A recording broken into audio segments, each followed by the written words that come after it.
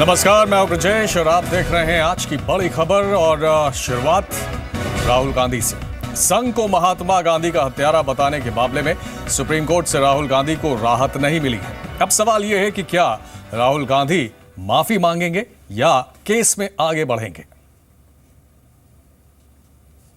Supreme court ने राहुल गांधी को नसीहत दी। कहा, जब किसी व्यक्ति विशेष के बारे में बोले तो सतर्क रहना चाहिए। सुप्रीम कोर्ट ने यह भी कहा कि राहुल को ट्रायल केस का सामना करना चाहिए। मामले की अगली सुनवाई अब 27 जुलाई को होगी।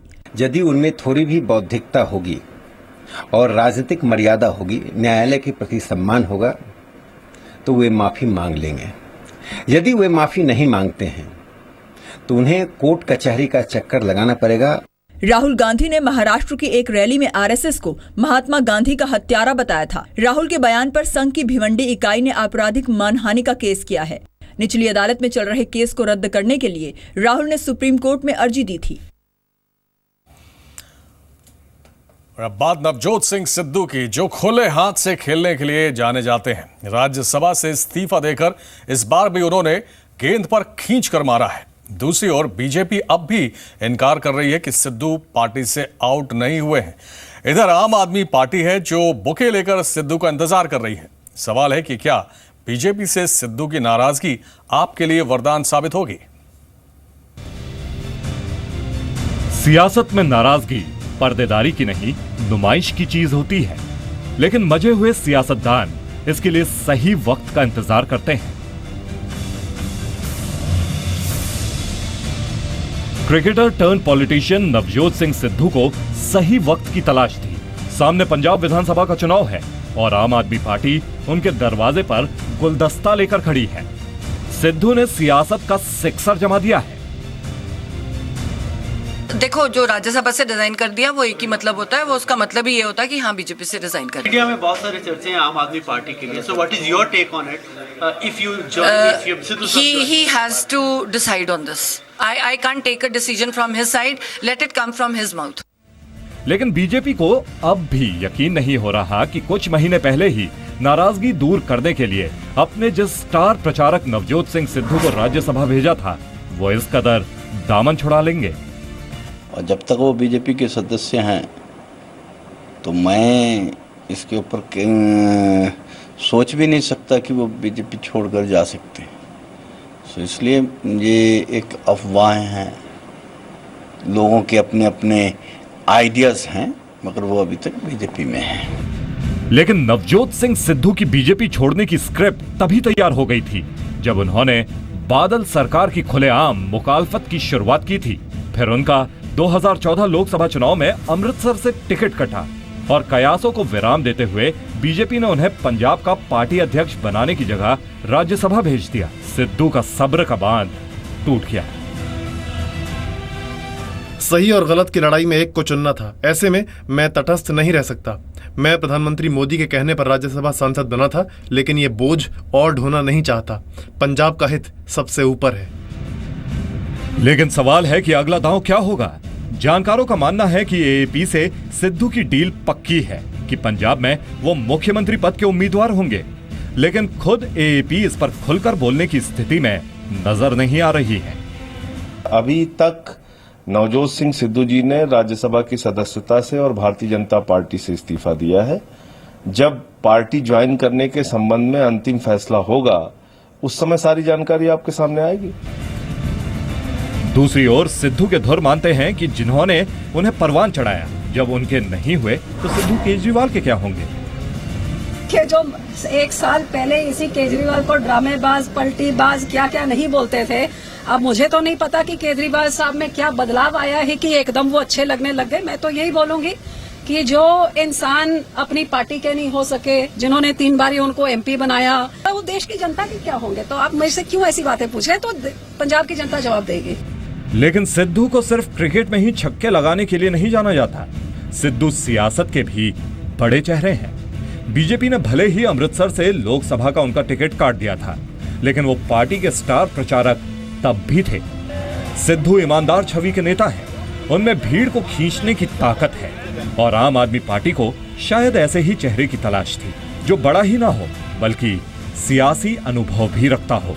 केजरीवाल से हाथ मिलाकर सिद्धू एएपी के लिए पंजाब में कितनी करामात कर पाते हैं ये तो फिलहाल तय नहीं, लेकिन बीजेपी छोड़कर सिद्धू ने मास्टर स्ट्रोक जड़ दिया है। बीजेपी को सियासी घाटा होना तय है, लेकिन एएपी के लिए सिद्धू कितना जोरदार स्ट्रेट ड्राइव लगाते हैं ये पंजाब चुनाव के नतीजे ही तय करेंगे। सवाल है, क्या वाकई सिद्धू ने सियासी सिक्सर लगाया है? और सिद्धू के राज्यसभा से इस्तीफा देने को लेकर नेताओं का क्या कहना है, आइए सुनते हैं। इस देश में राजनीतिक लोग जो कुर्सी से चिपके रहते थे, कम से कम उन्होंने इस रवायत को तोड़ा है। दूसरी बार तोड़ा है। एक बार उन्होंने लोकसभा की मेंबरशिप से भी इस्तीफा दिया था कि मैं जब क्लियर हो गया कोर्ट की तरफ से तब जीतूंगा। दोबारा भी जीत के गए थे। तो अच्छी बात है, ऐसे लोगों का हम स्वागत करेंगे कि उन्होंने हिम्मत दिखाई है सिस्टम के खिलाफ बोलने की। Navjot Singh Sidhu is a great cricketer, but I think as a politician he's a non-serious person. He using his role as a interesting commentator to shore up his political things. He's not been a great contributor in terms of politics. निरंतर अकाली दल की अवसरवादी राजनीति के खिलाफ अभियान चलाते रहे हैं और उसी की वजह से उनका वहाँ से टिकट काटा गया। अब वो अपने असली फोरम में गुरु। और चलिए अब बात कश्मीर की। आखिर कैसे होती है कश्मीर में आतंकी फंडिंग, देखिए हमारी खास रिपोर्ट।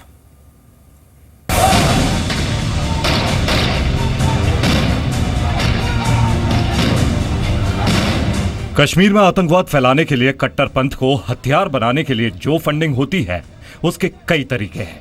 हम वो रास्ते आपको दिखाएंगे, लेकिन उससे पहले इंटरसेप्ट की गई फोन कॉल्स और ईमेल के जरिए सामने आई उस बातचीत का ब्यौरा देखिए जिसमें एक आतंकवादी फंडिंग का डिटेल पाकिस्तानी खुफिया एजेंसी आईएसआई के एक हैंडलर को दे रहा है।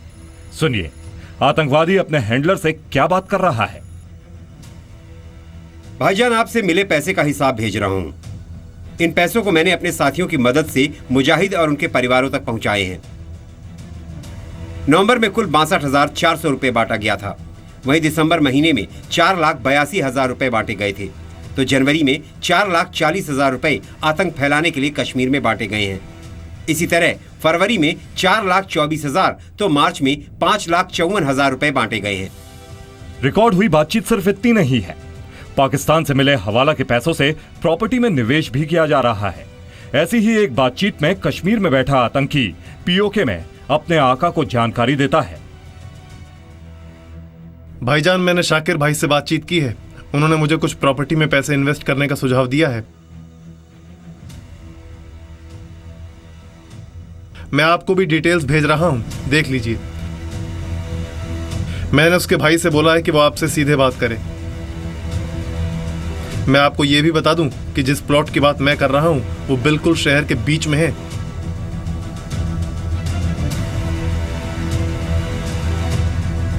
हम इस प्रॉपर्टी को लेने के बाद इसके आधे हिस्से को किसी और को किराए पर दे सकते हैं। जैसे जैसे प्रॉपर्टी के रेट बढ़ेंगे बिजनेस भी बढ़ेगा। एक और रिकॉर्डेड बातचीत में हिजबुल कमांडर आईएसआई से मिले फंड को लेकर पाकिस्तान में बैठे अपने आका को जानकारी दे रहा है। आतंकी बताता है कि भाईजान, मैं आपको नॉर्थ कश्मीर में मौजूद मुजाहिदों की डिटेल्स भेज रहा हूं, उसे आप देख लीजिए। आतंकी फोन पर बताता है कि नॉर्थ कश्मीर में कुल शादीशुदा मुजाहिद 17 हैं, जबकि कुल गैर शादीशुदा मुजाहिदों की संख्या 23 है। वहीं यहां रहने वाले कुल परिवार की संख्या 100 के करीब है।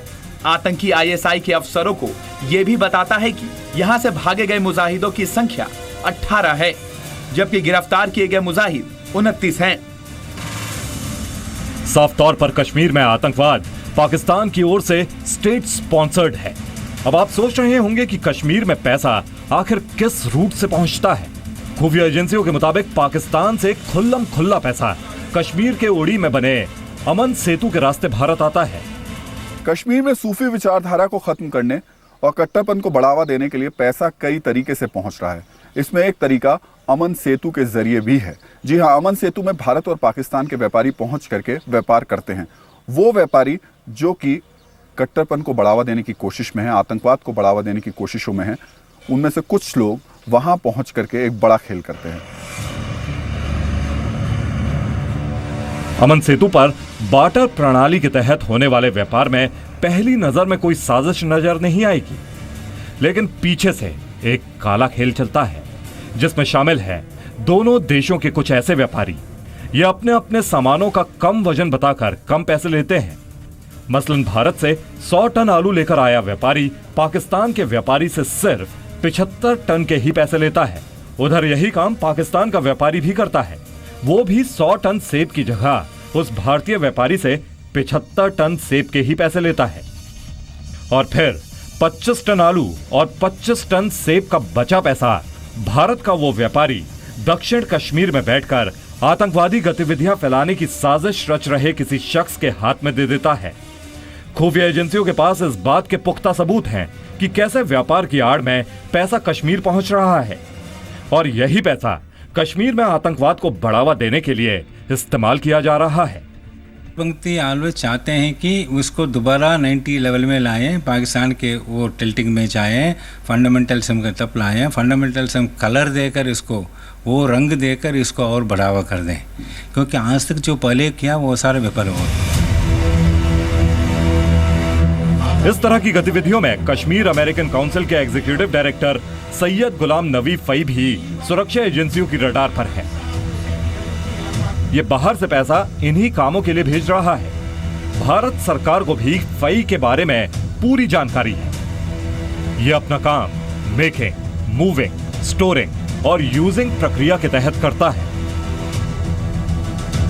आपको जानकर ताज्जुब होगा कि कश्मीर में आतंकवाद को बढ़ावा देने के लिए बाहर से लगातार पैसा भेजा जा रहा है, जिसमें ब्रिटेन में बैठे कुछ एनजीओ भी शामिल हैं। खुफिया एजेंसियों के पास इस बात के पुख्ता सबूत हैं कि JAKRT यानी Jammu and Kashmir effectives relief trust इस काम में लगा हुआ है। दिल्ली से हवाला के जरिए आए पैसे को भी जम्मू कश्मीर में खुलेआम पहुंचाया जा रहा है।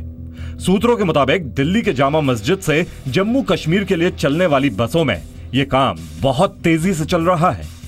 इसमें पैसा ले जाने वाला शख्स विशेष रूप से सिली हुई बनियान पहनता है, जिसमें कैश को लोड किया जाता है और ऊपर से सामान्य कपड़े डाल लेता है। दूर से देखने पर या फिर हाथ से तलाशी लेने पर भी नोटों का एहसास बिल्कुल नहीं होता। ऐसा नहीं है कि इन हथकंडों की जानकारी खुफिया एजेंसियों को नहीं है, लेकिन सवाल यही है कि क्या जानबूझकर ऐसे होने दिया जा रहा है। एजेंसीज के पास ये इनपुट नहीं होता है कि ये जिनके नाम ले रहे हैं आप, यासिन मलिक, शब्बीर शाह या फिर ये बाकी कट्टरपंथी, ये लोग भारत के खिलाफ, कश्मीर के खिलाफ क्या साजिश कर रहे हैं, क्या इनपुट नहीं होते हैं सुरक्षा? सब कुछ इनपुट है तो सर पूरा है। फिर दिक्कत किस बात पे है? पूरा विल नहीं है, करने की हिम्मत नहीं है। करेगा कौन? वो कश्मीरी लॉ से, उनका कश्मीरी पैनल कोड अलग है, हमारा अलग है। कश्मीर की समस्या राजनीतिक है, लेकिन उससे भी बड़ी बात यह है कि इस समस्या को साजिश के जाल में ऐसे उलझाया गया है जिससे पार पाना आसान नहीं है। दिल्ली से मनीष शुक्ला के साथ राहुल सिन्हा, जी मीडिया, श्रीनगर। देश के बड़े हिस्से को बाढ़ और बारिश ने अपनी जद में ले लिया है और बुरी खबर यह है कि आसमानी आफत का आतंक अभी और तबाही कर सकता है। भारी बारिश और उफनती नदियों के आगे किसी का बस नहीं चल रहा। सवाल यही है कि देश के 6 राज्यों में आसमानी आफत से मुश्किलों से घिरे लोगों को राहत कब मिलेगी। वहीं केंद्रीय गृह राज्य मंत्री किरण रिजिजू ने आज राज्यसभा में बाढ़ पर जानकारी दी और कहा कि बादल फटने का पूर्वानुमान देने वाली तकनीक भारत ही नहीं, दुनिया में कहीं भी नहीं है।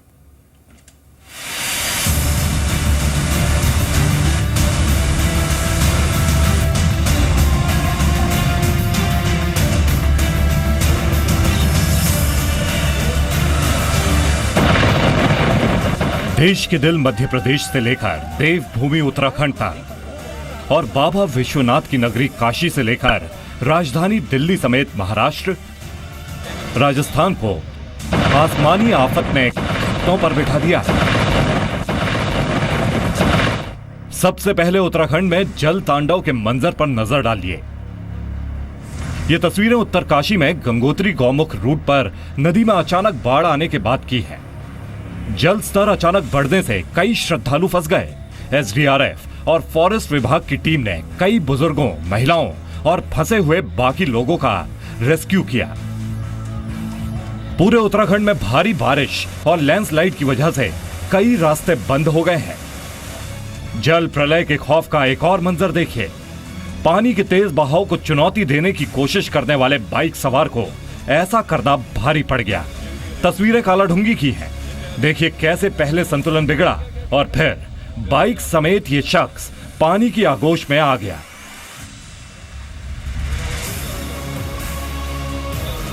गांव वालों ने इस शख्स की जान बचाई।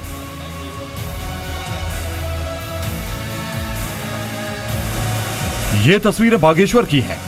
नदियों का जलस्तर और लोगों की मुश्किलें लगातार बढ़ रही हैं। बारिश और बाढ़ का पानी घरों में घुस आया है और लोगों का गुस्सा बाहर निकल रहा है। यहाँ से जाना गुजरना लोगों के लिए दुश्वार हो गया। यहाँ से विधायक से कहा जाए कोई यहाँ आके वो करने वाला नहीं है। मुआना करे यहाँ पर आके, जब जनता डूब जाएगी, घर बह जाएंगे, तब आएंगे उसके बाद। कल तो हमारे बरामदे के अंदर, ये मतलब रूम के अंदर जितने हमारे किराए पर रहते हैं उनका पानी चले गया, सामान सब बिखर गया और हमारे जितने भी फसल हैं सब नष्ट हो गई है। तो इसमें कोई प्रशासन इसमें कोई कार्रवाई नहीं कर रही है। काफ़ी सालों से यहाँ पर दिक्कत हो रही है जल भराव में। अभी तक कोई भी निर्णय नहीं लिया गया है। जोशीमठ में स्कूल की इमारत लगातार पानी का प्रकोप नहीं झेल पाई और भरभराकर स्कूल की दीवार गिर गई। हरिद्वार और ऋषिकेश में लगातार 36 घंटों से हो रही बारिश के कारण गंगा नदी खतरे के निशान के बेहद करीब पहुंच गई है। बारिश के चलते मसूरी टिहरी बाईपास मार्ग अभी तक खुल नहीं पाया है, जिससे टिहरी उत्तरकाशी जाने वाली गाड़ियों को मसूरी से होकर लंबा रास्ता तय करना पड़ रहा है। उत्तराखंड में भारी बारिश से अब तक करीब 30 लोगों की मौत हो चुकी है। उत्तराखंड में गंगा, शारदा, कोसी, सरयू और अलकनंदा समेत 9 नदियां उफान पर है। मौसम विभाग ने अगले 24 घंटे भारी बारिश का अलर्ट जारी किया है। ये तस्वीरें वाराणसी की हैं। दूर दूर तक सिर्फ पानी का सैलाब है। बाढ़ का कहर ऐसा है कि मंदिर के मंदिर डूब गए हैं। देखिए कैसे सिर्फ मंदिर की ऊपरी कुछ हिस्सा ही दिख रहा है। काशी घाट की मशहूर गंगा आरती घाटों पर ना होकर घरों की छतों पर हो रही है।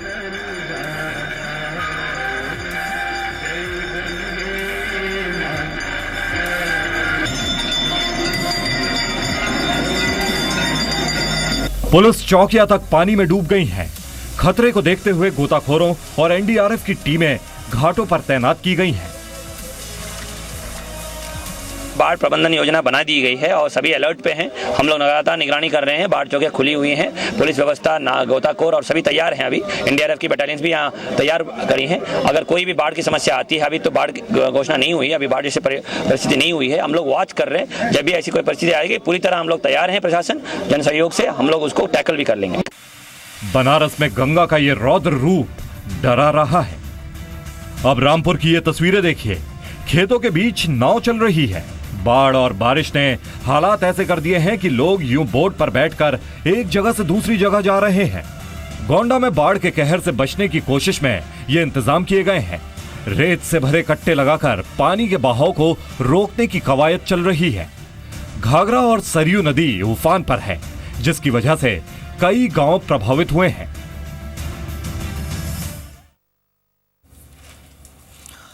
और आपको इस बात का एहसास भी नहीं होगा कि सिगरेट ना पीकर भी आप हर रोज 30 सिगरेट पी रहे हैं।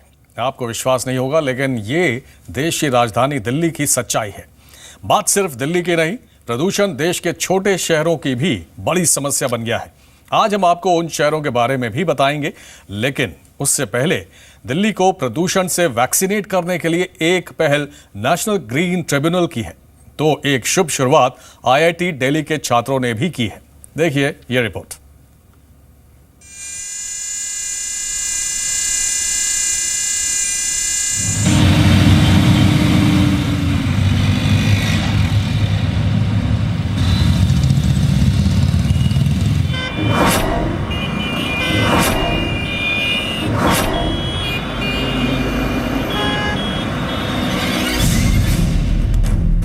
दिल्ली की हवा जानलेवा है।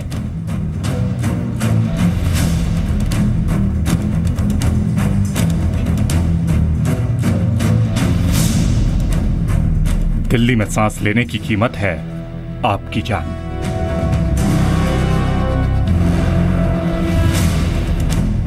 धूल, धुआं, धुंध और हवा में जहर की ये तस्वीरें भारत के लगभग हर शहर में दिखाई दे जाएंगी।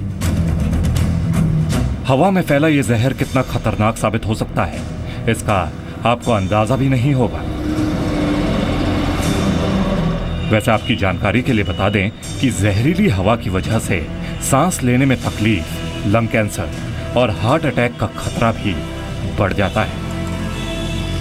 ये अच्छी बात है कि दिल्ली को प्रदूषण से लड़ाई में थोड़ी सी कामयाबी मिली है, लेकिन अब भी दिल्ली का प्रदूषण सामान्य स्तर से 12 गुना ज्यादा है। शहरों में प्रदूषण की एक बड़ी वजह डीजल से चलने वाले जनरेटर्स हैं।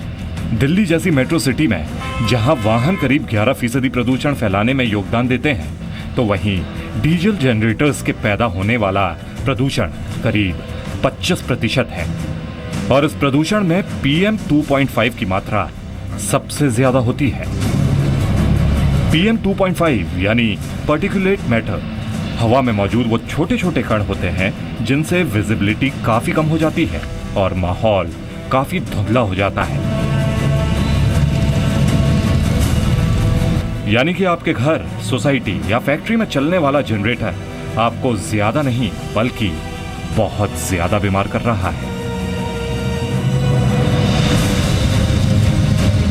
दिल्ली में बढ़ते प्रदूषण पर ब्रेक लगाने के लिए 2 शुभ पहल की गई हैं।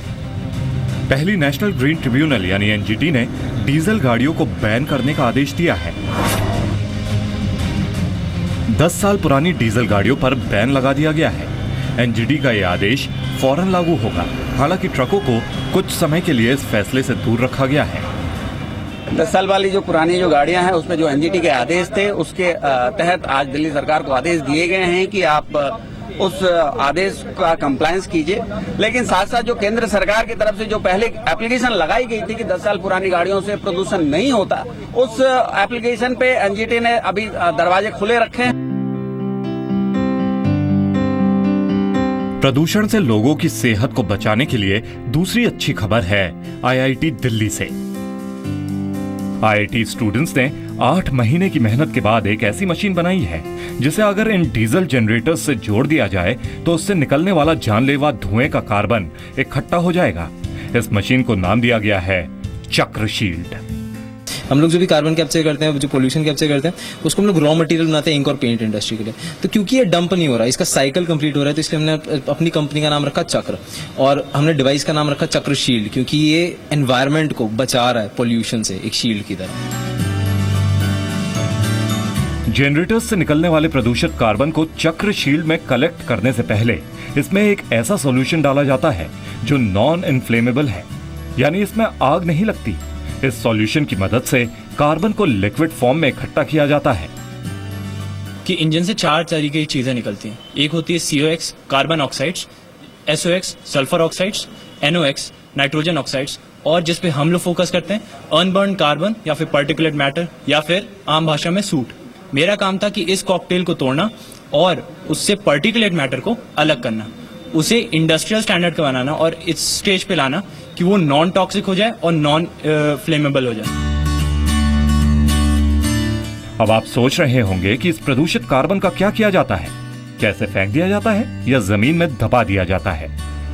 इस लिक्विड कार्बन को इंक या पेंट का रूप दे दिया जाता है, जिससे ये स्टूडेंट्स ही टी-शर्ट और वॉल पेंट करते हैं और अब प्रिंटर के इंक बनाने की भी तैयारी कर रहे हैं।